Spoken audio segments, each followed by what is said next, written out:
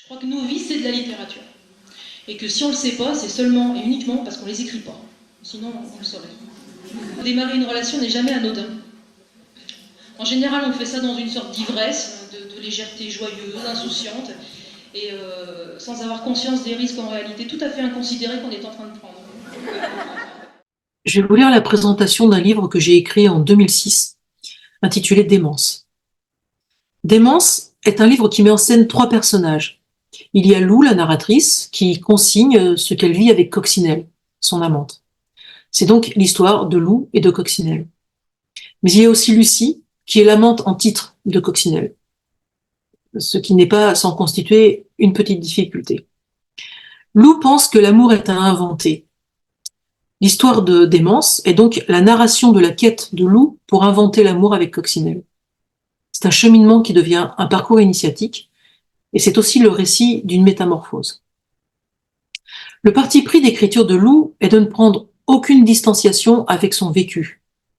Elle note tout ce qu'elle vit au fur et à mesure qu'elle le vit, ou plutôt, elle note tout ce qu'elle se dise, car le récit est plus celui de l'échange parlé que du vécu événementiel. Ce parti pris, l'absence de distanciation, fait qu'elle ne sait rien du livre qu'elle va écrire, tout comme elle ne sait rien de la vie qu'elle va vivre. Enfin, ça, c'est ce qu'elle croit, parce que c'est ce qu'on croit communément, à tort. En réalité, on sait tout, ou en tout cas, on a tous les éléments pour savoir, quand on commence une relation, de quoi elle va être faite. Ce que Lou va découvrir, rétrospectivement, et grâce au fait qu'elle a tout consigné, c'est que tout était écrit dans les prémices de la relation. Le déroulement d'une relation a tout à voir avec les mathématiques. Les premiers mots, les premiers gestes ou les premiers actes sont les données de base, les phrases avec lesquelles le texte amoureux va s'écrire. De façon fulgurante, on est traversé par ce qu'on appelle des intuitions, et qui sont en fait le résultat que notre esprit nous livre de l'analyse de ces données. Comme la pensée qui nous traverse est un résultat livré sans le raisonnement, on n'y attache pas trop d'importance. Et d'autant moins que le plus souvent, cela contrarie nos projections, nos espoirs, notre attente, notre première impression, celle qui ne tient compte que d'une partie des données les plus favorables. De toute façon, on ne veut pas renoncer à nos projections. Et on a une vie ou une relation à vivre pour accomplir, si nécessaire, le renoncement. On ne veut pas tout de suite savoir ce que l'on sait. Il y a plusieurs niveaux de savoir. Et le savoir abouti, c'est un savoir charnel. Et ce savoir-là fait difficilement l'économie du vécu. Donc on sait les choses, mais il est trop tôt pour savoir ce que l'on sait. Par exemple, au début, dans un échange de courrier, Lou parle à Coccinelle d'un texte sur l'indétermination du vécu.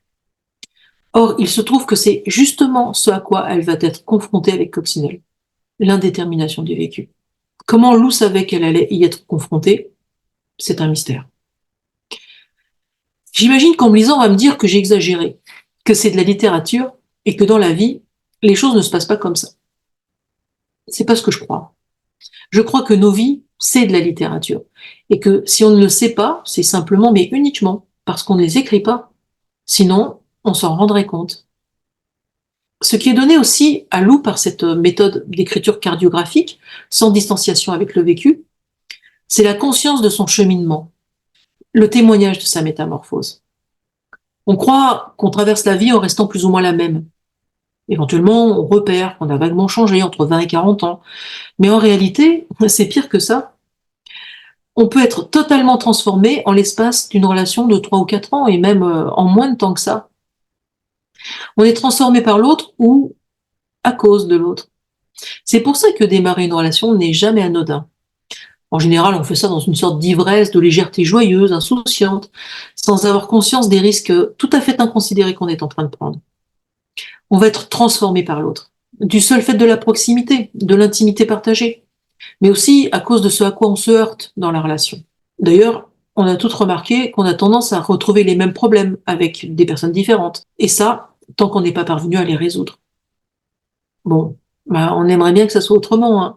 Mais l'amour se vit quand même plus souvent comme un parcours d'obstacles que comme une promenade de santé. Donc, il y a des transformations mimétiques, des transformations de conversion par adhésion à l'autre, ou des transformations d'adaptation, par exemple.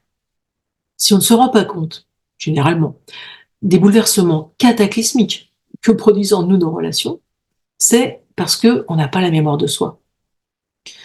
Écrire une histoire après l'avoir vécue, ou sans aller jusqu'à l'écrire, simplement sans souvenir, justement, c'est l'avoir déjà vécu. Et celle que l'on est quand on a vécu une relation, c'est quelqu'un d'autre que celle que l'on était avant de la vivre, ou pendant qu'on la vivait. On produit donc alors un récit de son histoire qui est écrit par, entre guillemets, une autre personne que celle qu'il a vécue. C'est ainsi qu'écrire tout au fil des jours, c'est consigner l'évolution, la métamorphose que la relation induit.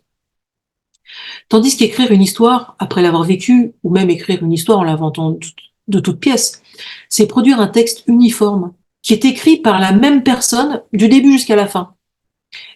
Ça n'est absolument pas réaliste. Ça peut avoir l'air plus crédible parce qu'a priori, tout est plus cohérent. Mais en réalité, c'est justement beaucoup moins crédible parce que dans la vie, on n'est absolument pas cohérent. On passe allègrement d'une contradiction à l'autre ou d'un état à l'autre sans sourciller, et ça d'autant qu'on n'a pas la mémoire de soi. D'où l'intérêt de consigner. En même temps, se relire peut être extrêmement déplaisant. Pour donner un exemple, si vous lisez ce livre, que dans les premières pages, vous vous dites que Lou, quoique fort sympathique, est quand même un peu naïve, ce qui est rassurant, mais en même temps, c'est aussi ce qui est déplaisant pour elle, c'est qu'elle pourrait elle-même, à la fin du livre, partager votre jugement. Le livre qui a l'air d'être de l'écriture peut finalement s'avérer être une lecture. Je veux dire, y compris pour la narratrice. Je crois que c'est dû à l'indétermination du vécu. Pour préciser cette notion de l'indétermination du vécu, je vais vous citer le passage que Lou a partagé à Coccinelle. Donc, un extrait du Sexe des cerises de Janet Winterson. Mon enfance a-t-elle eu lieu? Je dois le croire, mais je n'en ai aucune preuve. Ma mère prétend que oui, mais c'est une fantaisiste, une menteuse et une meurtrière. Quoique rien de tout cela ne m'empêche de l'aimer. Je me souviens de certaines choses, mais moi aussi je suis un fantaisiste et un menteur. Bien que je n'ai encore tué personne.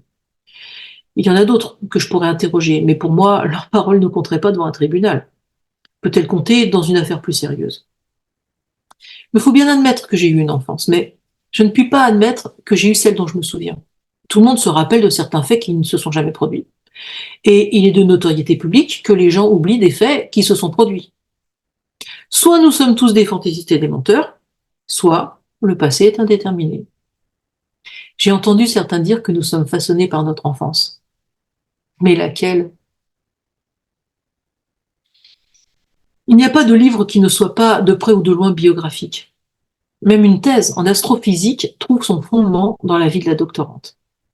Et en même temps, on peut décrire scrupuleusement ce qu'on vit et après l'avoir vécu, avoir du mal à reconnaître sa vie dans ce qui est écrit.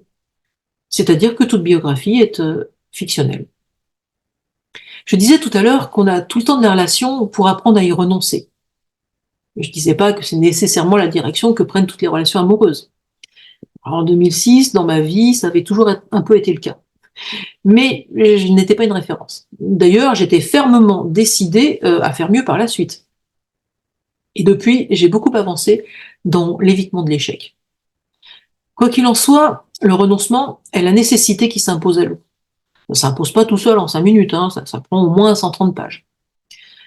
Une des choses ambiguës, étonnantes, dont Lou va se rendre compte, c'est pas la seule chose, c'est que la vraie difficulté en matière de renoncement à une relation, ce n'est pas de renoncer à ce qu'on a ou à ce qu'elle est, mais c'est bien davantage de renoncer à ce qu'on n'a pas ou à ce qu'elle n'est pas. C'est pas l'amour qu'on a peur de perdre. Parfois, on n'a même jamais réussi à l'instaurer, on n'a jamais réussi à le mettre en acte. On n'a donc aucune raison objective de souffrir de le perdre dans ces cas-là. Ces cas-là qui sont plus fréquents qu'on imagine ou qu'on veut bien le reconnaître. Et alors, ce à quoi il est difficile de renoncer, c'est l'imaginaire qui fonde cet amour.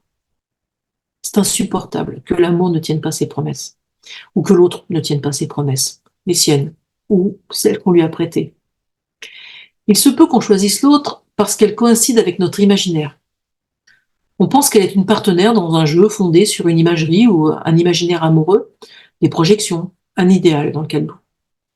Mais la coïncidence est-elle entre les deux êtres ou est-elle entre soi et l'autre, mais en soi? Parce qu'il se trouve que si l'autre coïncide en nous, ça ne signifie pas forcément qu'elle coïncide en elle. C'est évidemment assez décevant de constater que c'est en nous qu'elle est idéale, dans l'image qu'on se fait d'elle, l'image qui participe de l'imaginaire. Et que Lou appelle, à la fin du livre, quand elle a gagné en clarté, l'icône intérieure de l'autre. Et finalement, peut-être que pour être inventé ou tout simplement pour être vécu, l'amour a besoin que l'on se soit d'abord ouverte à l'altérité. Ou pour le dire autrement, ce qui est à découvrir avant de vivre l'amour ou pour le vivre, c'est peut-être l'altérité. Ça a l'air d'une évidence.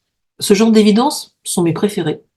Car contrairement au cas de figure où on ne sait pas ce qu'on sait, là, on croit savoir ce qu'on ne sait pas.